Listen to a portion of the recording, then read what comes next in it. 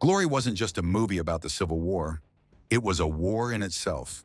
Behind every frame of heroism hid exhaustion, fear, and moments too real for Hollywood to repeat. Fact 1. Robert, come on! We must fall back! No! From the moment cameras rolled, Glory felt less like filmmaking and more like survival. Edward Zwick demanded authenticity at any cost, ordering live cannon blasts and real mud to drench his actors. The extras were actual Civil War reenactors who treated every charge as gospel. Their uniforms, thick and woolen, turned into ovens under the Georgia sun. Men collapsed between takes, their rifles slipping into the dirt. Zwick refused to soften the experience. He wanted viewers to smell the smoke, to feel the weight of the muskets. Matthew Broderick later admitted he'd never been so exhausted on a set. He wasn't acting fatigue, he was living it. The sound of distant bugles and the thud of boots made the field feel haunted. Even after filming, many couldn't shake the echoes of war. The chaos wasn't simulated, it was captured in real time, one blister and bruise at a time. Fact 2.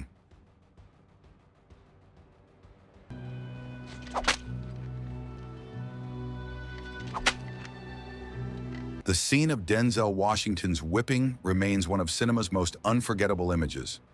Yet that single tear wasn't scripted. It was born from genuine pain. Zwick wanted the moment to strip away all pretense. No special effects, no rehearsed emotions. Just Denzel, the whip, and silence. The lash cut across his back, and the air went still. What the camera captured wasn't a performance, but surrender. The raw ache of history passing through one man. When that tear rolled down, even the crew forgot to breathe. Zwick whispered, "Cut," like it was a prayer. The footage was so powerful that no second take was ever filmed. Denzel later said it wasn't acting. It was remembering that tear earned him his first Oscar, but it also marked one of the few times pain on screen felt utterly true. Fact 3.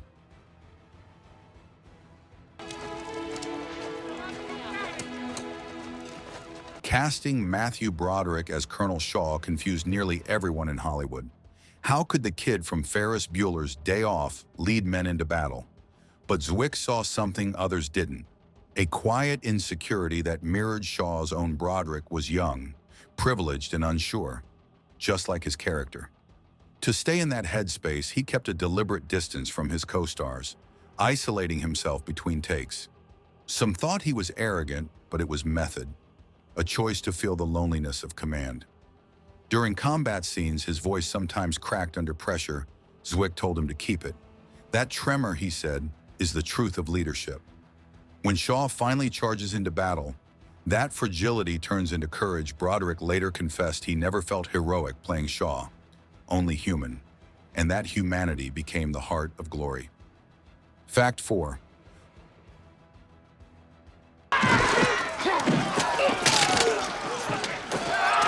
Hollywood called them ex-slaves fighting for freedom, but history tells a more complex story. The real 54th Massachusetts Regiment was made up mostly of free, educated black men from the North, teachers, shopkeepers, and sons of abolitionists. They weren't running from chains. They were running toward equality. The film simplified their origins to amplify emotion, a decision that sparked debate among historians. Yet for many viewers, it didn't matter. The courage still rang true. Zwick said he wasn't making a documentary, but a testament to sacrifice. Some veterans of modern regiments even wrote him letters, saying the 54th story inspired them to serve.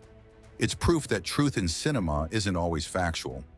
Sometimes it's emotional, and Glory used fiction to tell a higher kind of truth. What dignity under fire really looks like. Fact 5. One of Glory's most moving sequences is Shaw's letter home, read in voiceover as he prepares for battle. But that letter wasn't entirely real. It was an artistic patchwork. Lines from several different letters combined to create something more poetic than factual. Historians later noticed that some phrases never appeared in Shaw's actual writings. Zwick admitted he wanted to edit the truth to find its essence. The result is haunting. A soldier calmly writing his own eulogy. Broderick recorded the narration in a single take, late at night, his voice cracking with exhaustion. The letter, both authentic and imagined, became Shaw's final confession. It's what gave the film its quiet soul. In the end, the real and the written blended so seamlessly that most viewers couldn't tell which was which, and maybe that's what makes it timeless. Fact 6.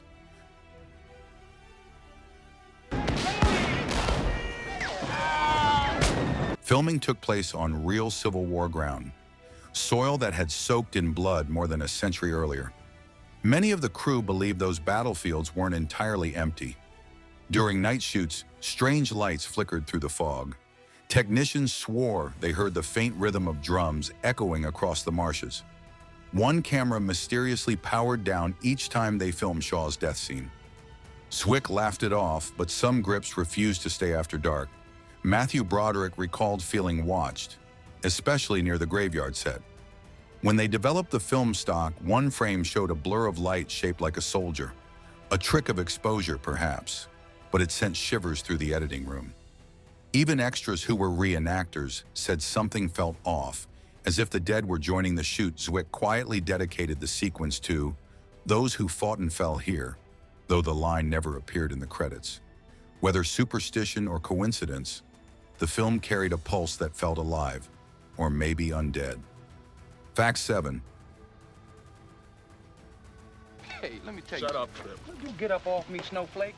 Denzel Washington wasn't just playing a rebel, he became one. He often challenged Zwick on set, questioning dialogue he thought sounded too polite for his character. The director encouraged it, knowing Washington's instincts were razor sharp. During one heated rehearsal, Denzel threw down his rifle and shouted, "Trip wouldn't say that." The room went silent. Zwick simply said, "Then show me what he would." What followed was pure fire, the unscripted anger that became the backbone of Private Trip. That tension gave his performance a dangerous energy. Even Morgan Freeman said, "When Denzel looked at you, you believed he could burn the camp down." It wasn't conflict, it was art in combat gear. Washington later admitted he was terrified of overstepping, but Zwick told him, that fear is the character. Their push and pull forged one of the most authentic portrayals of rage ever captured on film. Fact 8. Shoes, sir. Morgan Freeman brought calm to chaos. As Sergeant Rollins, he anchored the 54th with grace and dignity. Off camera, Freeman did the same for the cast. When tempers flared or exhaustion hit, he was the one who kept spirits steady. Zwick called him the film's moral compass. Freeman approached the role like a teacher, studying sermons from 19th century black preachers to understand how hope sounded in the age of despair. He'd quietly rewrite his lines at night, turning commands into poetry. During a break, he told Broderick, "Command isn't in the shout, it's in the silence after." That line stuck with everyone, even though it never made it into the script. His performance gave the film its backbone. Calm, patient, unbreakable. In a story about chaos and cruelty, Freeman embodied the one thing war could never destroy: dignity. Fact 9.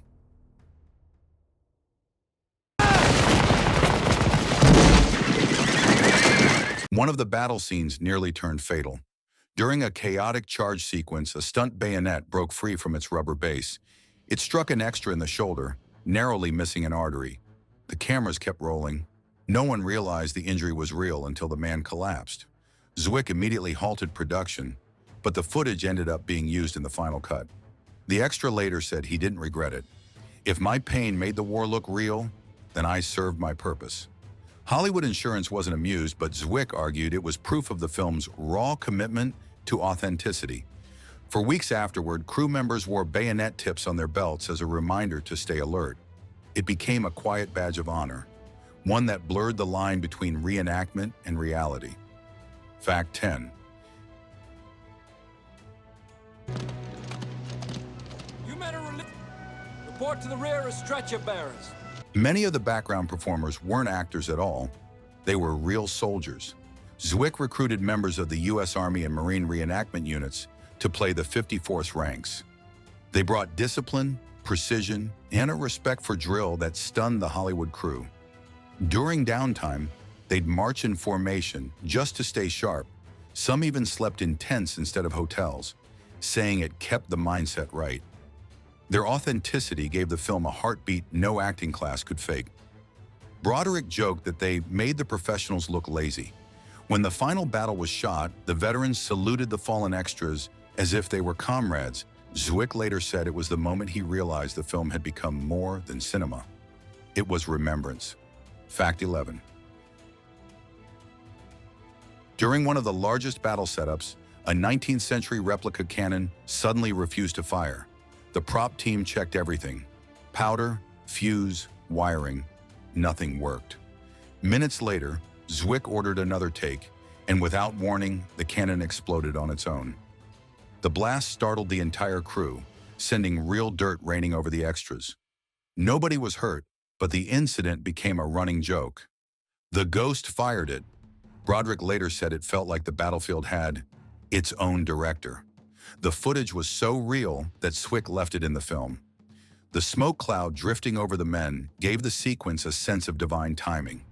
After that day, the crew began marking every cannon with chalk crosses, half in superstition, half in fear. They joked about the phantom artillery, but deep down, everyone sensed that the past wasn't entirely gone. The explosion's echo carried through the final cut, a haunting reminder that history sometimes speaks for itself. Fact 12. Edward Zwick wanted to stay invisible, but not completely.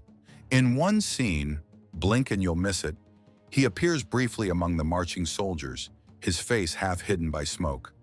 He later confessed it was his way of standing among them, of sharing the story's burden rather than just telling it. The moment lasted less than 2 seconds, but crew members swore he treated it like the most sacred shot of the film. He marched in full uniform, covered in grime, carrying a rifle that wasn't loaded. Zwick said it reminded him that directing glory wasn't just technical, it was spiritual. When he watched the scene later in the editing room, he smiled quietly and said, "Now I can say I fought with them." Most audiences never noticed, but those who freeze-framed the film caught a glimpse of the man who built its world, hiding in plain sight. Fact 13. Sound recordists remember one morning as the quiet day. No wind, no birds, no insects. Just dead stillness across the entire set.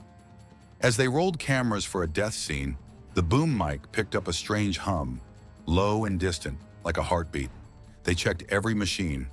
Nothing was running. Even the playback system had been turned off. Zwick later described the moment as eerie calm, as if the earth itself was holding its breath. The audio was kept in the final mix, layered faintly under the choir. Most people don't notice it, but sound engineers say it gives the film's finale a ghostly undertone. Afterward, crew members refused to joke about it. One said quietly, "Maybe the field remembered." That unexplainable silence became part of Glory's strange legend, the day the world stood still to listen. Fact 14. To capture Tripp's anger, Denzel Washington pushed himself to dangerous emotional extremes. He isolated from the cast, skipped meals, and stayed in character long after shooting. Rapt Morgan Freeman found him one night pacing barefoot in the mud, repeating lines under his breath. "I need to feel it," Denzel said.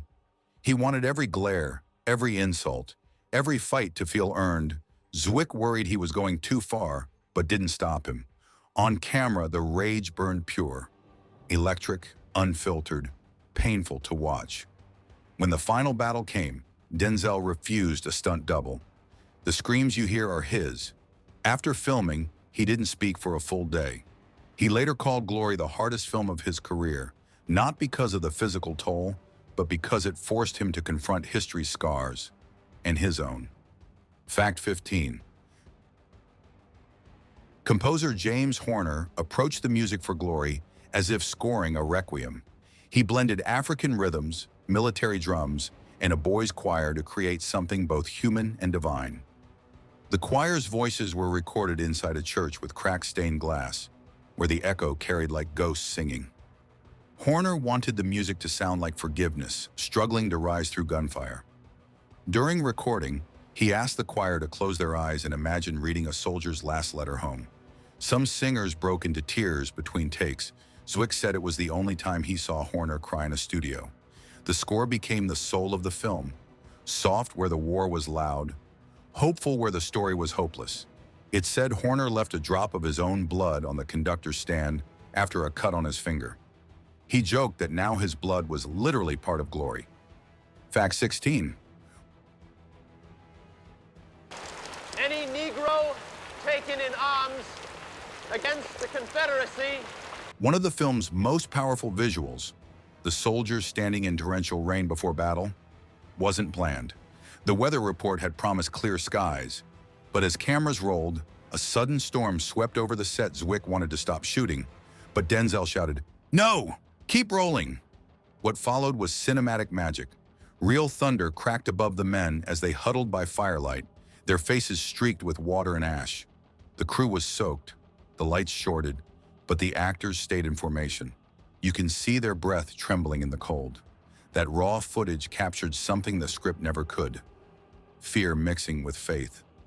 Zwick later said it was as if nature itself had joined the story.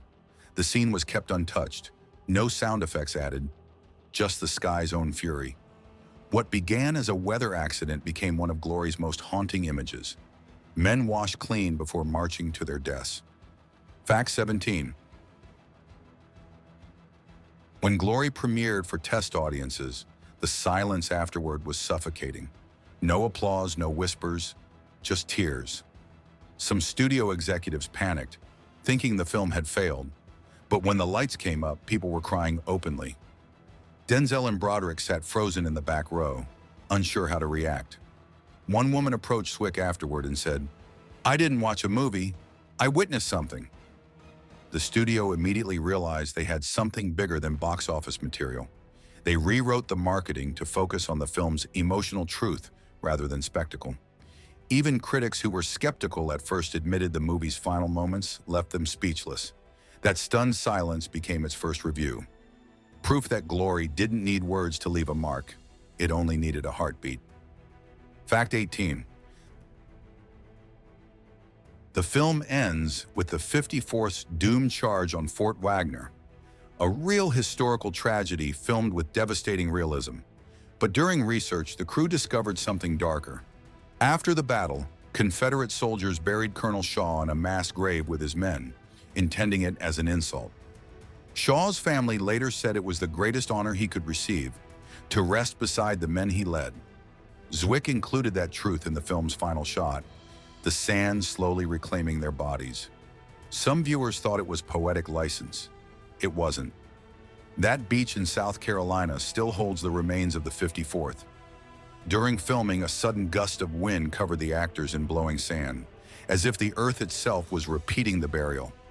No one spoke for several minutes. History, it seemed, had come to reclaim its own. Fact 19. Despite its power, Glory almost never got made. Studios feared a Civil War film centered on black soldiers wouldn't sell internationally. Zwick had to fight through endless rejections until TriStar finally said yes, but with half the budget he asked for. To save money, he reused props from The Last Emperor and borrowed uniforms from reenactment groups. Even the cannon smoke came from rented agricultural fog machines. Yet when the Oscars came around, Glory swept 3 major awards. Hollywood suddenly acted like it had believed in the film all along. Zwick never forgot the hypocrisy. He later said, they didn't want to make it until it made them look good. In a way, that irony fits perfectly. The film about courage in the face of doubt had to prove its own bravery first. Fact 20. More than 3 decades later, Glory still feels alive. Not as a war movie, but as a resurrection. Schools screen it to teach courage. Soldiers quote it in training. Actors study it to learn truth under pressure. The 54th Massachusetts became more than history. They became myth. Denzel Washington's tear still circulates online, described as the most powerful moment ever caught on film. Zwick says he never watches the ending without crying. Every re-release brings new letters from viewers who discovered the film too late, but felt its heartbeat instantly. The story of equality, sacrifice, and leadership still cuts through time like a bugle call. In a world full of noise, Glory remains silent, proud, and unbreakable. A reminder that some battles echo forever,